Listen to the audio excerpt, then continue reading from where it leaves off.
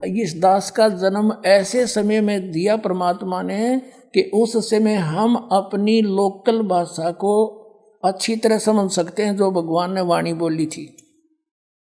और अब के बच्चे तो इस ठीक न समझ नहीं सकते। ठीक क्या होती है? हम छोटे छोटे थे जब क्या होता था कि भी लड़की की ठीक दर दी हमने, और इस दिन उसके पति आएंगे उसको ले जाने के लिए, वह ठीक बोली जाती थी, निर्धारित समय, निश्चित समय, ठीक। ये स्वदेशी भाषा है। तो परमात्मा कहते हैं जब तक मैंने जो निर्धारित समय किया हुआ है वो ठीक का तिथिवार नहीं आते, तब तक तो ये मेरी बात लिखी हुई सुख संवेद में निराधार महसूस होंगी। लेकिन जिस दिन वो ठीक का दिन आएगा, जब देखना धर्मदास डूंडा पाटेगा। अब देखो फिर आगे दिखाते हैं, यही 5-7 पंक्तियां हैं, परमात्मा ने कमाल कर दिया, नए नए रहस्य मिलते हैं। ये पुण्यात्माओं अभी 4था दिन पहले ये रहस्य मिला इस कबीर सागर के अंदर पुण्यात्माओं। अब हम वो सब संवेद पढ़ रहे हैं 171 पृष्ठ पे कबीर सागर से। अब हम यहां आ चुके हैं पढ़ते हुए। कहते हैं जब लग पूर्ण होए नहीं ठीक का तिथिवार, ठीक माने निर्धारित समय 5505, वह ठीक दर राखी 5500 वर्ष जब कलयुग बीत जाएंगे। जब लग पूर्ण होए नहीं ठीक का तिथिवार, जो ठीक है को नहीं है, चलो जैसे भी इसको भी समझ सकते हैं हम। और कपट चातुरी तब लोग, जो सब संवेद निराधार है, तब तक वो कपट चातुरी रखने वाले व्यक्ति ने कहेंगे बकवाद कर रखी है, निराधार बातें हैं, ऐसा नहीं हो सकता। कहते जब लग तो मेरा सौ संवेद जो मैं बोल रहा हूँ, यो ज्ञान निराधार महसूस होगा। और सब ही नार नर शुद्ध, जब वो समय आ जाएगा, यो ठीक का दिन आवंत, आवंत है अंत नहीं, ये कहा कि सब ही नारी और नर शुद्ध तब, जब ठीक का दिन आवंत, और कपट चातुरी छोड़ कर वो शरण कबीर गहनते। बोलो सतगुरुदेव।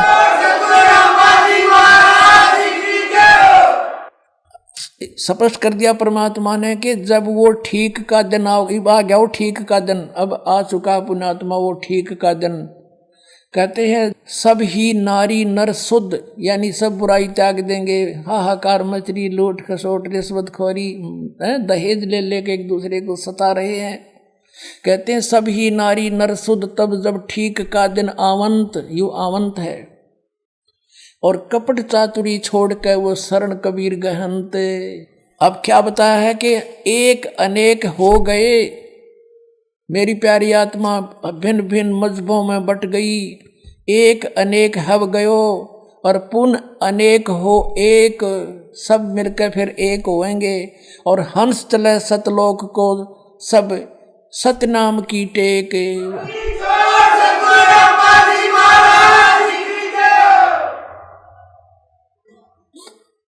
देख कितना कमाल कर दिया परमात्मा ने कि एक अनेक हो गए, नारे नारे मजहबों में धर्मों में बांट दिया इस काल ने हमें आपस में लड़ा मारने के लिए। कहते हैं फिर पुण्य अनेक हो एक, सब मिलकर फिर एक होएंगे। और हंस चले सतलोक को सब, सारे के सारे सतलोक में जाएंगे सतनाम की टेक। आगे क्या कहा है कि सभी के सभी सतलोक चलेंगे, और सतनाम की टेक उस 2 अक्षर के मंत्र के सहारे, उसकी भक्ति की टेक से सतलोक जा सकेंगे, जो इन काल के पंथियों ने पता भी नहीं सतनाम क्या है, खांड का है कि पीण का, कोई स्थान है या नाम है। अब क्या बताते हैं परमात्मा कि घर घर बोध विचार हो, दुर्मति दूर बहाए, और कलयुग में एक हवे सोई, और बरतें सहज सुभाए।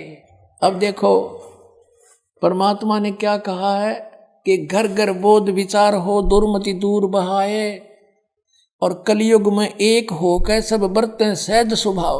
ओह, अब इसका क्या अर्थ बनता है कि घर घर के अंदर परमात्मा कहते हैं मेरे ज्ञान की चर्चा होया करेगी। पुण्यात्मा आज देख रहे हो परमात्मा की दया से परमेश्वर के बच्चे किस प्रकार घर घर में जाके द्वार पे खटखटा रहे हैं, परमात्मा के संदेश लेकर जा रहे हैं, उनकी चिट्ठी पहुंचा रहे हैं उनकी प्यारी आत्माओं तक। और घर घर के अंदर ये पुस्तक ज्ञान गंगा पहुंच रही है। और सब बैठ के विचार विमर्श किया करेंगे, सचमुच हम तो बर्बाद हो गए थे, सचमुच ये तो ज्ञान है, सच्चा है, सब बुराई छोड़ के। और सभी कहते हैं बरतें सहज स्वभाव, सब प्यार से रहा करेंगे, खींचातानी खत्म हो जाएगी, सबको डर लगेगा, किसी की रिश्वत नहीं लेंगे और न ही कोई दहेज लेगा, ना कोई किसी और प्रकार से किसी से रीति रिवाज बरतेगा, क्योंकि उसको पता लग जाएगा कि आज यदि मैं इससे कुछ लूंगा तो मैंने इसका देना पड़ेगा। परमात्मा कहते तुमने उस दरगाह का मैल नहीं देखा और धर्मराज के तिल तिल का लेखा।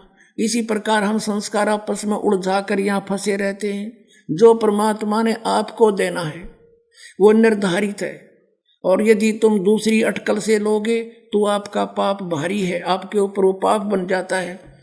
तो इस प्रकार हम इससे परिचित होंगे और फिर परमेश्वर कबीर साहब की शरण मिलेगी, फिर हमें कबीर परमेश्वर जी की शरण प्राप्त होगी, और फिर जो हमारे कुछ आवश्यकता होगी तो आप पैदा देंगे अपने बच्चों को। तो परमात्मा कहते हैं इतना ज्ञान हो जाएगा इन प्यारी आत्माओं के मेरे इस तत्व ज्ञान से कि जैसे जैसे किरका जहर का रंग होरी हो, कहो कौन तिस खावे राम रंग होरी हो। कहते हैं जैसे किसी को पता लग गया कि एक कण पड़ा है विष का, और कौन जीभ कहलावेगा, दूर फेंक देगा, ठा के मिट्टी में दबा देगा, कहीं और के भी हाथ ना लग जाए, कोई बच्चा खा कर मर जाए।